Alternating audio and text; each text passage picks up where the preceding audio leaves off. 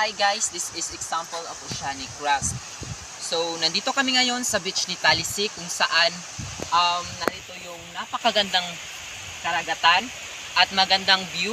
Kung mapapansin ninyo, ang ganda talaga ng view dito guys. So, kung gusto nyong pumunta dito, pwede kayong pumunta dito with entrance.